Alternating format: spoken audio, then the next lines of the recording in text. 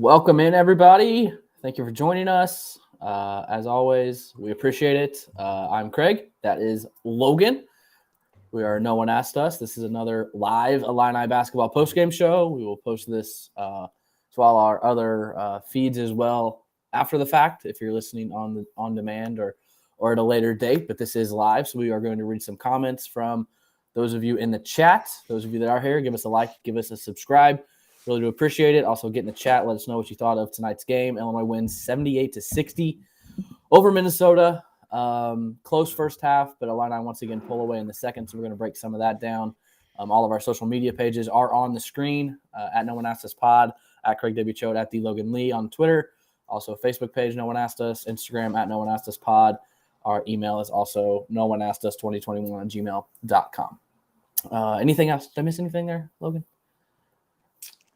No. I think you hit all of the necessary things, Craig. All right, perfect. I'm gonna try to not be distracted by the mirror behind you.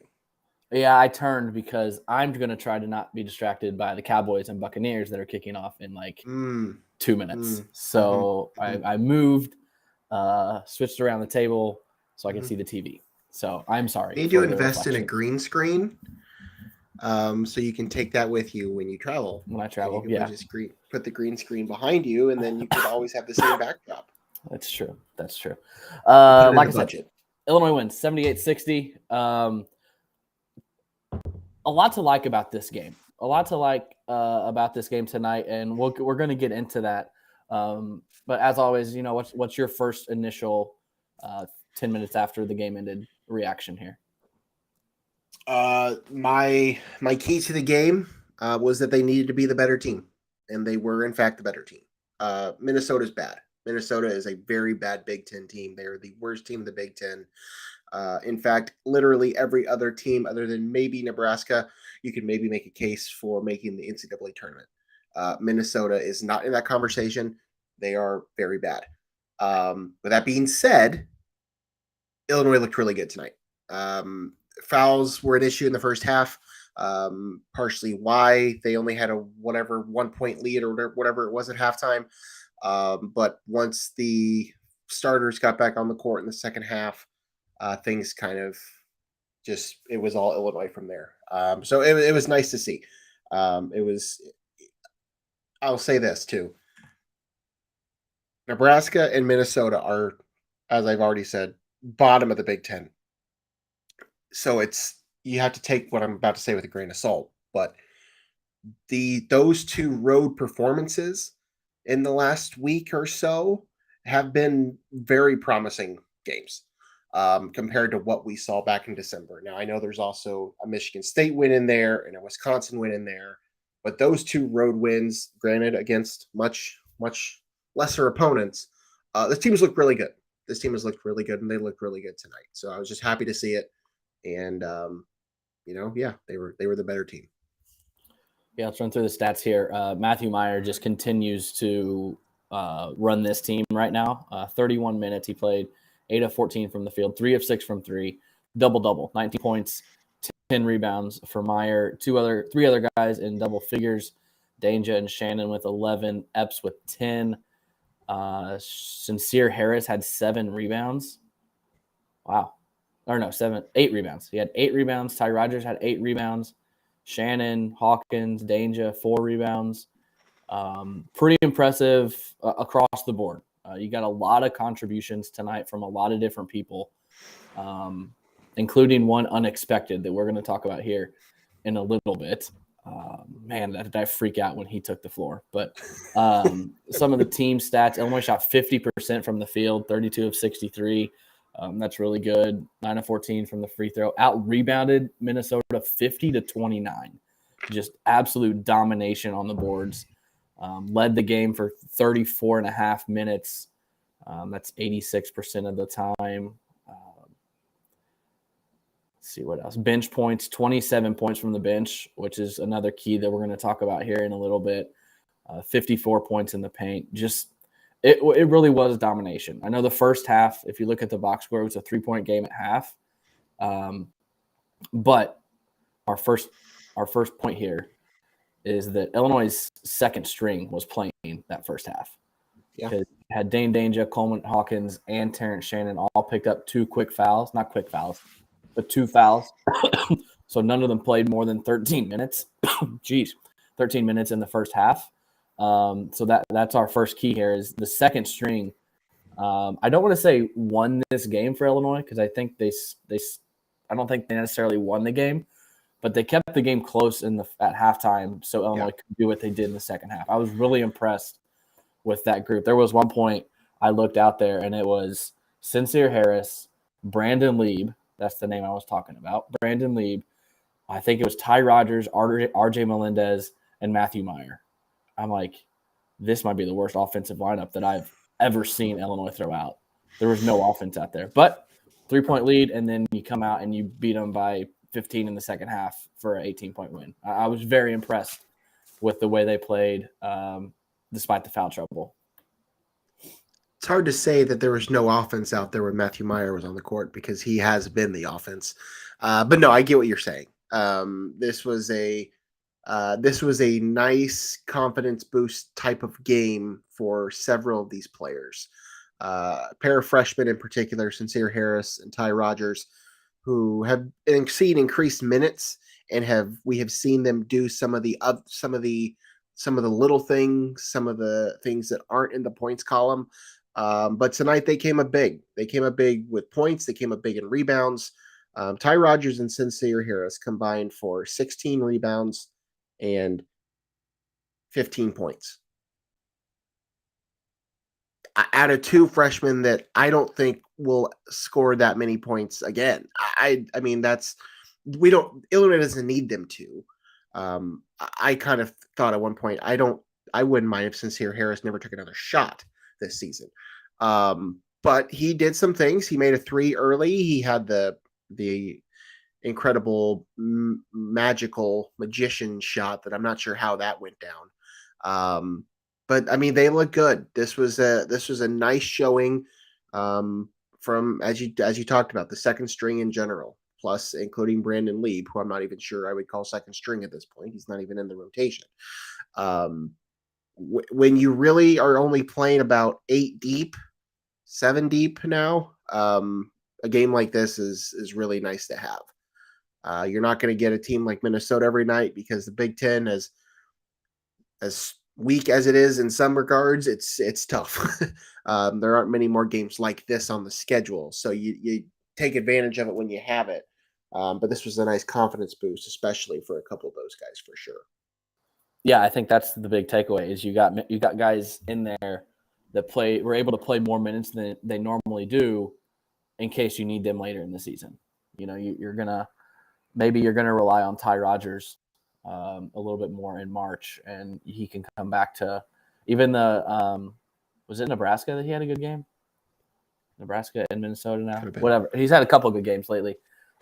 Things like that where you can build off of this. Let's just talk about him specifically. I was pretty impressed with Brandon Lieb. Absolutely, he took the court. Absolutely, and I knew why. Like, you know, Dane and Coleman each had 2 fouls. Yep. You had to throw someone out there, and so I understood it. But I just hate that. I was like, man, I can't believe Illinois is in this position where you have to throw Brandon Lieb out in a Big Ten game. It's a 1-possession game. But he came in. He he walled up a defender, got a block, and Illinois got a layup out of it. Then he got an and one. I think he missed the free throw, but got a putback bucket. And I thought he gave some good minutes. How many did he play? 4 points in 12 minutes, 2 of 3 from the field, 2 rebounds, an assist, a block. I thought he played pretty well. Not saying that I want to see him get more than 10 minutes a game, but in a spot situation like this, I think he kind of showed that that he can do it. It won't completely go downhill if he plays 5 or 6 minutes at a time. We knew this would happen at some point. And I would be shocked if it doesn't happen at least once or twice more this season where he's going to be needed to play, valuable minutes because there's not a lot of depth. This Illinois team is interesting because I think I mentioned it in our last show, they might be the deepest team in the Big Ten.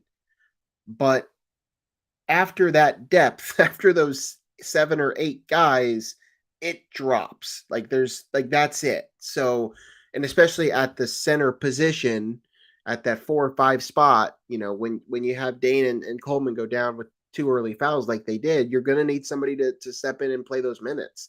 And he's obviously gonna be that guy. I was very impressed by Brandon Lieb tonight. He did not look out of place. He looked like he belonged. The first possession or two, I was a little skeptical. But after that, things really started to look better for him. So, yeah, I agree. I don't want to see him playing, 10 plus minutes on a regular basis. I don't think that needs to happen. But it's just nice to know that when you do get into the situation, which we will likely see again, where Dane and Coleman have early foul trouble or injury issues or whatever, God forbid, it's just nice to know that he is able to come in and play some capable minutes and do some things for you. I was really, really pleased to see that tonight. Yeah, obviously I said it off the top. Matthew Meyer's the engine of this team right now. I know Terrence Shannon gets a lot of the publicity and is kind of looked at as the face and the first team All Big Ten player. He had 11 and 4 tonight with 4 assists as well. But this is Matthew Meyer's team right now. 31 minutes, 8 of 14 from the field, 3 of 6 from 3, 19 points, 10 rebounds, 2 more blocks. Is there any more we can say about this dude? Or is it just kind of this is what we expect now? Out of Matt Meyer? I don't know. He's been the focal point of the offense, and he's done more defensively the last few games than we've seen out of him too. I didn't think he would be the big transfer, but he's lately. Terrence Shannon has had nice games, but he struggled to assert himself in that role. He still seems to be a little tempered when it comes to driving to the lane, getting a bucket, taking those shots. Matt Meyer has no fear. Now, there are going to be games where he's going to brick a handful of shots, and we're going to wish that he was sitting on the bench for a stretch of time. But he's a really good scorer. He is a really good scorer. He can shoot from all three. He can score from all 3 levels. He can do a lot with the ball in his hands. And that's what this team needs. This team is, we've talked about it a lot. There's no pure shooter on this team. Matt Meyer is probably the closest thing to it, and I would call him more of a scorer. And he can just do a lot. And so right now he is the guy. And it's nice knowing there are several guys that can have those type of nights. But lately it's been Matt, and I would venture to guess that probably for the rest of the season he will end up being the guy on this team. Terrence Shannon's probably the best pro prospect. Might have the better NBA, prospectus, NBA draft stock type thing. But as far as this team goes, I think it's probably going to go as far as Matthew Meyer is going to take him. So let me ask you this. I'm ready. Does this team only go as far as those two take them? Do those two have to have a combined 30, 35 a night for this team to be successful? No, I don't think so. I do think that this team has enough other guys. This team has I counted up the other night. There are 1, 2, 3, 4, 5 guys on this team who've already shown this year they can put up 20 plus points in a game. I think RJ Melendez is also probably capable of that, although we haven't really seen it here, and I'm not sure if we will. You throw Luke Goody into the mix. I'm not saying Luke Goody's going to put up 20 points in a game, but there are guys on this team that can score. You can't have very many nights the rest of this season where both Meyer and Shannon are off their game. But I think you can get by as long as one of them is performing. I think you can get by with it. And then if Coleman is able to mix in there, or Dane's able to have another 20-point, 10-rebound game, Jay Nepps is capable of putting the ball in the bucket. There are other guys, but you're going to need the two of them, Matthew Meyer and Terrence Shannon, to be at the top of their game for most of the rest of the season, because we'll talk about it towards the end of the show. The schedule at this point is a challenge. As chaotic as the Big Ten is, and as down as the Big Ten might be, there's not a lot of Minnesotas left. There is one more Minnesota game, and there's we'll talk about it later, but there's not a lot of other opportunities like that. So you're going to need those guys to step up a lot. All right, we're like 15 minutes in here. Let's say hi to the chat. Hey, chat. Thank you, chat. Let's come up here. Scott kind of touched on this already. Bench came up big. Yeah, 27 points. A lot of that is obviously Jaden Epps had 10. Is that the only double-digit score from the bench? Yeah. Yes, Sincere had 7. Ty had 8. 7 or 8. Lieb had 4. RJ had 3. Paxton Warden had 2. Right. Bench was big. Obviously, when you have 3 of your starters sitting out the last 8 minutes of the first half, or 6 or 8 minutes of the first half, that's going to be the case. But yeah, bench was good. We have someone, Phil, wants to be a guest. We're trying to figure that out. It's tough to get guests on here. It has been in my mind. I don't know if Logan has thought that, but it has been in my mind. Yeah, of course. I don't know. It's tough to get guests live on these post-game shows. Let's see here. Epps, I thought Epps was great. I mean, I was watching with my Chrissy's dad was watching, and Epps got to the hole a couple times in a row, and he made some kind of comment. I was like, yeah, that's really not his game either. Like he's a shooter, but he's really been getting to the hole, and I think I'm to the point I would rather him start than Sincere at this point. I mean, yeah, he's playing the starters minutes. I don't disagree with that, but I also don't know that it's that important right now. I mean, he's playing more minutes than Sincere's playing. It's nice to have some sort of offensive point getter coming off the bench. So if you don't have Jaden coming off the bench, you don't have many points coming off the bench, period. So I don't hate it, but I definitely see the argument for sure. Let's see here. A couple of people shouting out Ty Rogers. Michael says, "Coach, very happy about the bench play." Yeah, are you? I haven't updated my chat. I don't know if there's something else. I'm just laughing at some of the comments. Back to the Shannon talk. He, like you said last post game, he does disappear. Like he disappeared tonight. He only had 2 field goals. They were both wide open layups. He had 7 free throws. I don't know. He's got something he needs to work through to get to the bucket more or something.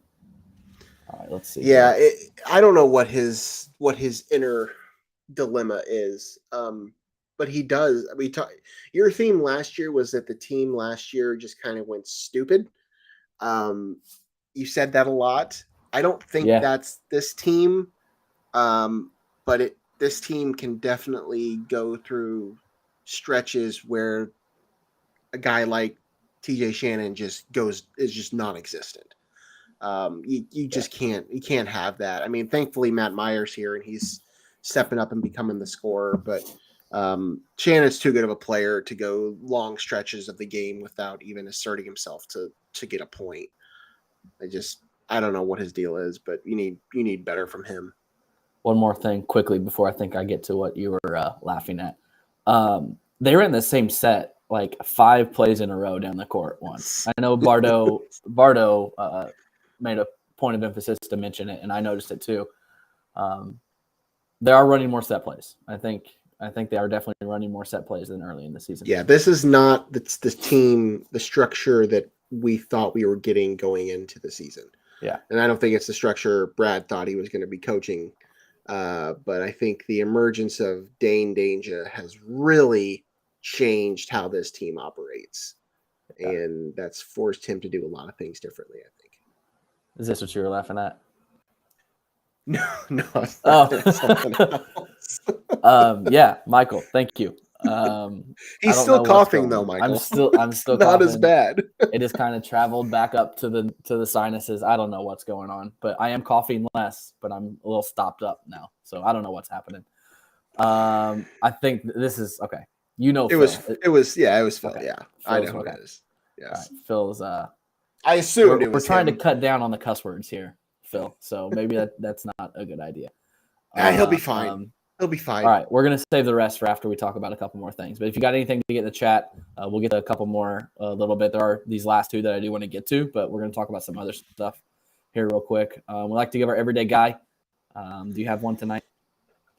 We don't get to say Brandon Lieb's name a lot. I mean, listen, was he the best player on Here the goes my court? cough. No. Was he the best player on the court? No. Was he the most productive player on the court? No. He's not a name that we said literally at all on this show. But I wasn't sure we were going to get any sort of productivity from him, and we did. So I'm going to take Brandon Lieb. That's an easy answer for me because I'm not sure we'll ever say it again. You just lost me. I just had a fit. You didn't think I would say Lieb? Was not expecting that. I did think it though.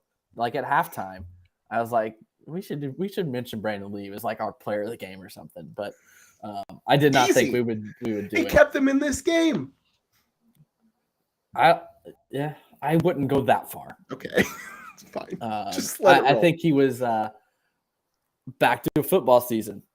What was our football word? Competent. He was competent.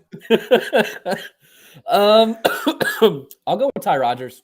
8 points, 8 boards.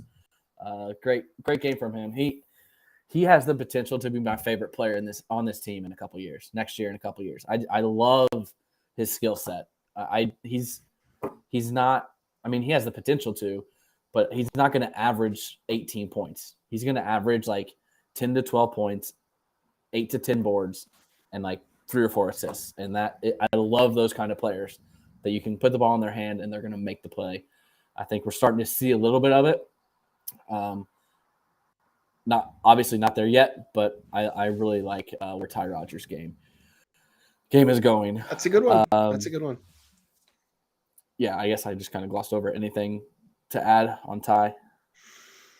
No, he does a lot of things right, and his minutes have picked up a little bit. He's doing a little bit more, and 8 points tonight. I mean, that was nice to see. He's definitely shown a lot. I love the energy that he brings. It's wonderful to see on this team because sometimes I feel like most of the team lacks it. While we're talking about it, someone just commented, put Rodgers in the starting lineup. No. I think he'll be there next year. I think next year when Shannon and Meyer leave and probably Coleman, I definitely think he'll be there next year. But I mean, I don't know, like whose spot would he take? Yeah, he's not. I mean, I know there's still a hive of Coleman, people that want Coleman out of the lineup, but you can't do that. He's too good of a player. I know he has his moments, but no, yeah. I can't really back that. Good point here by Kai. No slide on DeMonte, but I feel like Ty is everything we wanted DeMonte to be when he came in as a freshman. Yeah. I mean, I think obviously Ty came in with more expectations than DeMonte did. Right. DeMonte did turn into kind of one-trick pony offensive threat. If he was his last 2 years, if he was open from 3 and he had time to set his shot, he was automatic, which we didn't expect. But I agree. I think Ty, and it's the comp from when he signed DeMonte Williams. So, or not DeMonte Williams, Draymond Green.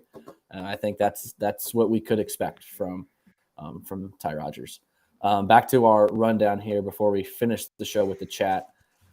We used to do a good and a bad. Now we're just kind of BSing our way through these. But I do want to ask you, was there a bad tonight? Because there was a lot of good. Was there anything you saw tonight that you would like to see improved or something that might concern you in the next week or two? Because there are a couple games coming up that could cause some trouble. I mean, not necessarily anything that we haven't already touched on. That stretch in the first half towards the end where foul trouble was an issue. Obviously, we've mentioned the depth situation. It is good depth, but there's also, some question marks there once you get to a certain point. I don't know that there was a lot of negative to take from this game. I was really kind of pleased with everything. The Terrence Shannon situation, Coleman Hawkins was, 3 points for him, only 4 rebounds. He had the fouls early. He only played 17 minutes. You got to have more from him, I think. But on the flip side, this game's another example. There's enough guys on this team that can do things for you. So you don't necessarily have to have big outings from all your players every single night. But no, I think for the most part, I think this was a solid basketball game, and I don't think there's a ton of negative you can take away from it. Yeah, like you said, nothing that we haven't already talked about. Mine's probably Terrence. I mean, he just 11 points, but 7 of them from the free throw line. It's not gonna be great. The chat's reminiscent here, and I kind of love it. Frank Williams and Sergio McClain. Yep. That's when my fandom began. Same. 2000, 2002. So we know those names. We're not that young. We're not that young. We know those names. All right, there was a couple back up here that I wanted to get. Thoughts on TSJ getting checked? Frustration for Minnesota. They were frustrated. They were down 20. Their coach was smart. Their coach took him out immediately afterwards, so he didn't escalate. Definitely a cheap shot. I guess by definition, flagrant foul is any unnecessary move, which it was. So I guess I agree with the flagrant foul. But, cheap shot. I think the refs took care of it, and it is what it is. Adam asking about Sky. We didn't really touch a ton on the Sky situation. He's obviously going through some personal stuff. It's not our place to speculate what's going on, other than, we hope everything gets ironed out and he takes care of himself first. I wouldn't expect him back. No. I've heard that he moved out of his apartment, didn't just take a bag to go home for a bit. I heard he moved all his stuff out. Now that's unconfirmed, so that's bad reporting on my part here, saying unconfirmed stuff. But when that happens, more than often they don't come back. I was just actually on my Facebook memories 6 years ago, DJ Williams, remember that name? DJ Williams left the team for personal reasons, and he didn't come back. If normally if you leave a team, you're not coming back. But stranger things have happened. I mean, I've seen a couple people. Patrick McCaffrey, was it Patrick? Yeah, Patrick McCaffrey. He stepped away from Iowa. A guy from Pittsburgh just a couple days ago announced that he straight up said, he's like, I'm taking the rest of the year off. I need to figure some stuff out. So it's happening more. Mental health is becoming more and more of an issue, not an issue, more and more of a people are taking care of themselves mentally more now than they did before. So when that's the case, you got to let them figure their stuff out before anything else. So we just don't know anything. I mean, that's the reason we didn't talk about it. I mean, I know there were comments about it. Why didn't we talk about it? What's there to talk about? He left, and we don't know why. We don't know if he's coming back. We don't know when he's coming back. I wouldn't venture to guess that he is back, and I think they're moving on knowing that. I think that's probably a big indication as to why they went ahead and brought in a freshman point guard who may or may not see the floor this year. But we don't know, so there's no reason to sit here and speculate about it. But I don't think Sky will be back. Yeah, I mean, in Sky's case specifically, he's an 18, 19-year-old kid, went to 4 different high schools, coming off an ACL injury. They have people in their circles that think they know what's best that might not know what's best. So anything can happen. Boom, touchdown. Anything can happen, but if I had anything to say, I don't think Sky's back. We can move on. Andre Curbelo question. Not really sure. Thoughts on Andre Curbelo's eyewear? I'll take my answer off the air. I don't know. I know he's been wearing goggles. Yeah. My assumption is that he had a concussion last year and it might have messed with his vision. So that's my assumption. I know he's playing well, and St. John's had a big win the other day. Another one from Brian. Thank you, Brian. Love you, bro. Midway through the year, do you have just one name? Who's y'all's everyday guy of the year midway through? I think it's Dane. I think it's Okay. Dane Danger. I mean, Okay. again, this isn't the best player on the court. Clearly, Matthew Meyer, Terrence Shannon has been the best player on the court nearly every single game they played in, other than an occasional Coleman or Dane game. But Yeah. I don't think anybody was expecting Dane to be the force that he has been. He has. I already touched on it. He has forced Brad to completely change how this team operates. Um, he's not putting up double figures every single night, but he has been an incredible addition to this team. It makes you miss Kofi a little less having a player like that down there. So, yeah, while he's not the best player on the court every single game, for me, it's been Dane Danger for sure. Yep. I'm going to go with Sincere. I think he turned the tide. Was it Texas? Yeah, He was the reason. UCLA Was it UCLA? Okay. Yeah. I knew there was one. I knew one of those two. UCLA, Yeah. he turned the tide. Yeah, because he guarded Tiger Campbell. He turned Yeah. the tide. Now he's in the starting lineup. I just think he brings the energy. He does all the small things. So I'm going to go with Sincere. That's good. Okay. Back to where we are. Get past this, frankly. All right. Anything else? I don't see. I don't really see anything. Sorry, Good, I bro. know the coughs come out of nowhere. I don't see anything else. So if you have anything, this is your last call. We're going to talk about Thursday night, Indiana, at home. Don't have it pulled up. What time? Oh God, 9? I don't know. I'm assuming it's 9. 8:30 Eastern time. Okay, so we get 30 minutes. So 7:30 Central, 8:30 Eastern. Indiana is reeling. Well, I think they did just get a win. Yeah, they had lost 3 in a row, but they did just beat Wisconsin. They massacred Wisconsin, 63-45 in Bloomington. They are 11-6, 2-4 in the Big Ten. They're doing about exactly what Logan Lee thought they would do. Mr. Nostradamus over here. Yeah, sort of. I mean, I think Notre Dame's issues. I think they've at parts of their game have been better. I think they're a better shooting team than I think people expected them. Their issue's been injuries. They just haven't been healthy. I think they're down like 2 starters at this point. I don't think is it Race Thompson. I don't think he's on the court. And I don't remember who else it is, but yeah, Xavier Johnson. Yeah, they're not the top 10 team like people were expecting, but Illinois also is not the top 15 team that people were expecting right now. So right now, I think Illinois is the better team over Indiana, and I don't think that's a hot take. But I've seen this Illinois team play poorly enough to lose to teams like Indiana. So nothing will surprise me. But it's a game that you need to win, especially a home game. At this point, you can't afford to lose home games, especially against teams that aren't as good as you. And Indiana this year, at this point in the season, is not as good as Illinois.